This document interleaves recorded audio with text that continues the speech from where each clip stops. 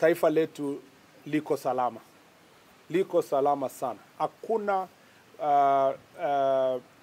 wasiwasi yoyote ambayo unaweza kusema kuna wanajeshi wa nchi zingine ama regions za nchi zingine ambao wamekuja Kenya kudhoofisha mambo ya usalama.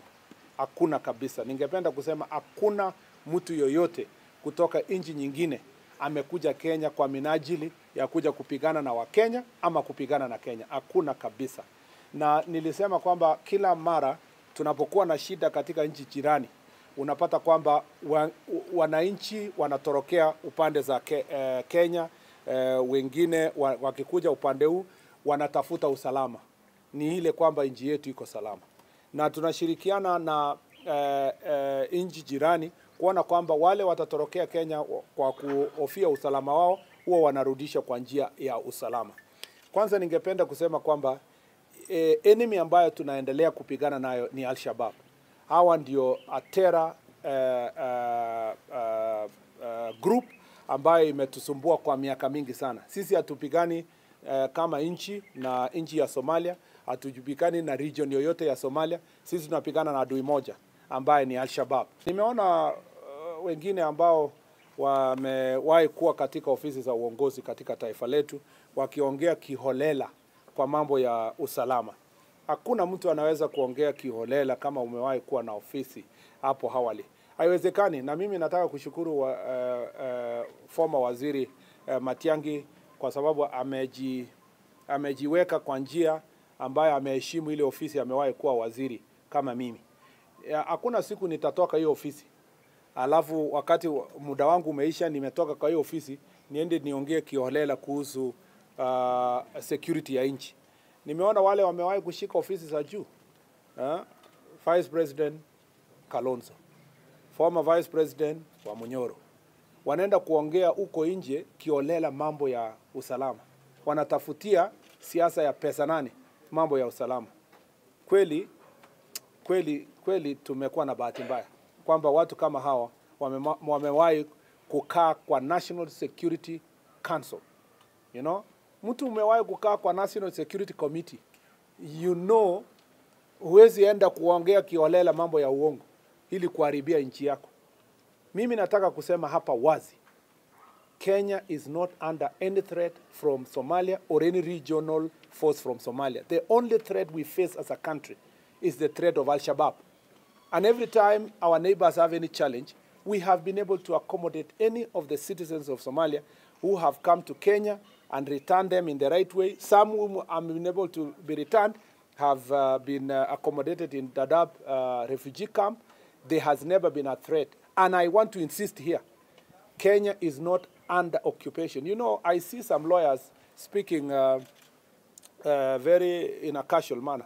When you say there are occupation of forces from other country in our country, it means they have come in to invade us and cause and take over. We are absolutely, there is no one in Kenya that is in Kenya where, to occupy any part of the country without the Kenyan forces fighting them.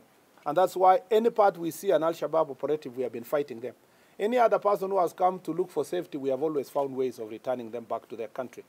Again, I want to reiterate that the security team that has gone to the media team that I saw some of the news items that some of your journalists went there.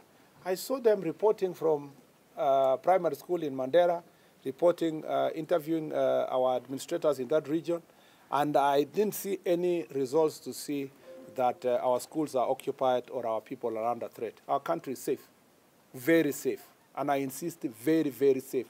We are not under occupation. And those who are just speaking in a very casual manner, occupation is a technical term. That means a takeover by a foreign force on any part of Kenya. There is none. And there is nothing that is happening in the country that we don't know. And there is nothing that is happening in this country that is happening and we are not handling in the right way, in the security way. All we are more focused in is to deal with criminals and to deal with Al-Shabaab as a terror cell. And we are not going to lift our focus from that issue. Any other diplomatic issues related to citizens of other country coming in or officers from other country, if they are found to Kenya, there is a diplomatic channel between us and Somalia or any region of Somalia to make sure that that is sorted. Kenya is safe and working with its partners to make sure that we continue dealing with the threat of terrorism, especially of Al-Shabaab. And we are very focused. A special security team shall be deployed to this region to cover all the counties in the region up to Trans Nzoia. A lot of good work is now going on in Trans Nzoia. 2 days ago, 175 goons were arrested and taken to court. In the past, we have had situations where judiciary does not understand the seriousness of this issue. In fact, part of the reason why people think that nothing can be done is because sometimes some of these people are arrested, taken to court, and they are released on free bond.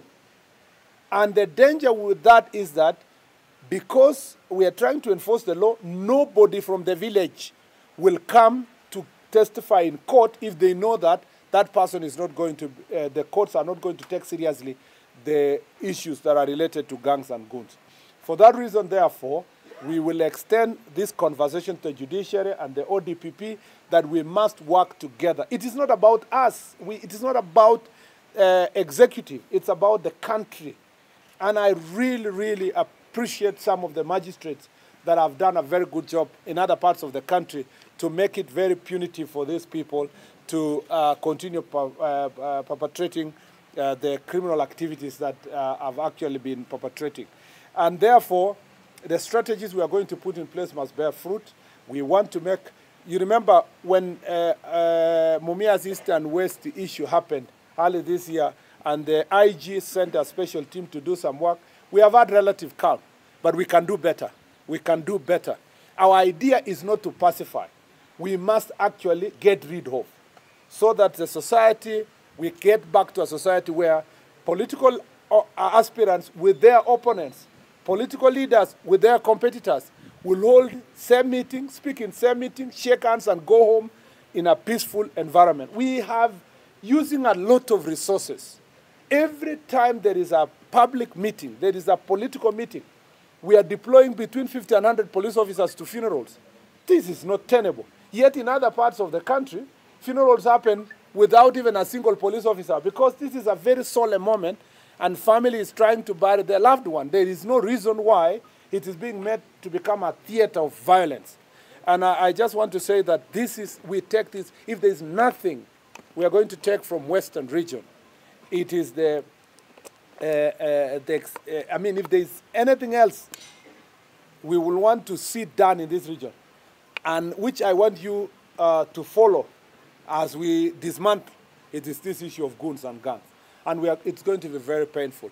It's going to be painful to the boys and girls, but in most cases it's boys, who are involving themselves in this trade, and it's also going to be painful with those financiers and the people who are trying to maintain them. Now, because of this existence of these gangs who operate during the day as political security and gangs, at night and goons, at night they are actually utilizing their time stealing cows. In places like Butere, for example, cattle theft is very high. And again, a good amount of work was done. A number of guns were confiscated. Some people are in court. And we have said that this crackdown must continue until we end this issue of cattle theft. Just like Busia and Bungoma and this county, defilement cases are really alarming, you know, to the rate of 18, 15 per month. You know, there have been over 100 defilement cases in the last 8 months. That should tell you something about the prevalence of this act. This is being fueled by, part of it is this alcohol and drugs. The second one is cultural activities, particularly disco matanga. Disco matanga is also a behavior that we really need to deal with. In fact, I dare tell you that disco matanga is also contributing to, and these cultural activities around funerals is contributing to theft, because people leave their whole homes, all of them, to go for funeral the entire day, and then followed by a disco matanga, and then they leave their homes unattended to. then the gangs and the criminals and robbers know that there is a level of vulnerability. They come and steal from people's homes. But more importantly, let me say that as a result of this issue, we have defilements that are perpetuated by Disco Matanga.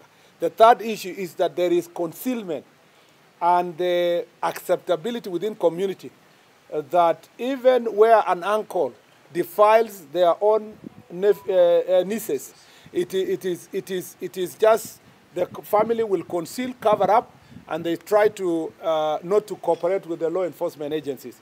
We shall be having a honest conversation with our chiefs and assistant chiefs on what role they should play in terms of exposing these cases. We also want to have a conversation with the county government to see whether they can expand rescue centers where these defiled young girls are going to be rescued and put into, particularly where cases, when their cases are all ongoing, and also the case of gender-based violence, although they're not a very big scale, but they are there, and we want to see how best we can be able to deal with these issues. There is also another big problem in this place, which is the prevalence of changa, particularly this county, whereas in other counties we deal with adulterated ethanol and other alcohol, types of alcohol that are smuggled from border counties. This county is a leading producer of changa in the Republic. I just want to say that it is the leading in the whole nation. And the danger with this is that most of this brewing of this alcohol is not to the standards of KEBS, it's not licensed, and therefore, and some of it is done industrial scale and sold in the neighboring counties. I want to say that, again, a lot of good job has been done. We have netted in 6 months, in 8 months, over 30,000 liters of changa that have been confiscated, abandoned by the people. People have been charged. A good number of the suspects have been charged, and the work is going on to make sure that we deal with this issue. Also, that includes drugs, particularly marijuana. In some parts of this county, there is a level of acceptability of marijuana in some parts, especially bordering Vihiga County and other places. And a lot of work is going to be done and continues to be done to deal with the large-scale producers and distributors of bhang in this county. Nearly every political player in Western region has goons or gangs. And this incentivizes the growth and the proliferation of goods. An MCA has up to 100 people that they walk around with and they call their gangs. The scale goes up. MPs up to 200, 300, depending on their capacity, up to 500. The same to county leaders. You now move from 500 to 1,000 to 2,000. And this has actually made goonsism and gangs business become very prevalent because it is paying with a stipend every time there is an event along weekends. Therefore, if we have to dismantle the goons and gangs, we need a full cooperation of the elected and aspiring leaders in this region. This is a conversation. It will not end with Jukwaa la Usalama today. I would want to come back to have a meeting with opinion leaders, church leaders, other opinion leaders, other elected and aspiring leaders. We must, all of us, have a honest conversation that we do not want to have any part of Kenya, and particularly our region, become a place where gangs and goons are prevailing. But that does not mean that we will abdicate our responsibility from the security sector. From our security meeting this morning, we have agreed on certain strategies, some which I can explain to the public, some that I do not need to make it to the public, that within the next 1 month, we need to see most of these gang leaders and gangs operating and goons facing the full force of the law, particularly those that are actually engaging in criminal activities. I also extend my plea to leaders that they must be ready to work with us. They must be ready to work with us. And anyone who is maintaining and paying young people to commit criminal offenses, cause disturbances, assault, violence, robberies. We are not just coming for the gang leaders and gangs, but we will also come for you. And it will be very painful because it will be done regardless of your status, your political position. We want to make this country safe. In fact, I dare ask myself, if we allow the situation that is happening in Western Province to continue growing, because it has been here. It's not a phenomenon that has just happened because we came to office or this administration came to office. This is something that has been almost domesticated, and a lot of compromise has been made for the longest. It is the responsibility of government to govern every part of Kenya, not to abdicate its responsibility and give any part of this country or any part of our country to goons and gangs.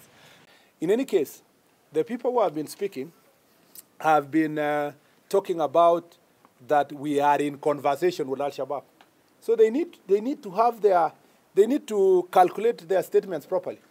One hand, they say the government of Kenya has talked to Al-Shabaab.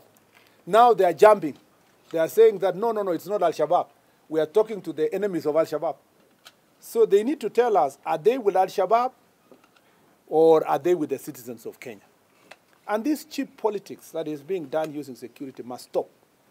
And I want to remind former Vice President Kalonzo Musyoka and the former Deputy President, together with all those people who are speaking, especially persons who have held offices. I see the former Attorney General sitting there. He was a member of the National Security Team.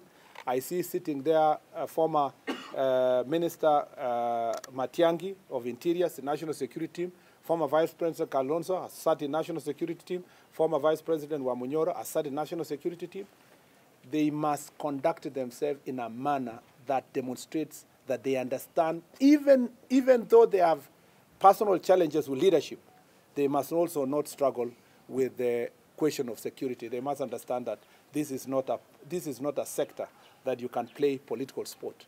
So for our people, for our citizens in Mandera, everything is in order. We will, if there is any challenges of any person who is spotted in our country, civilian or otherwise, that have visited our nation, you know that we are going to deal with those issues, and we have always dealt with. But at the moment, our country is safe.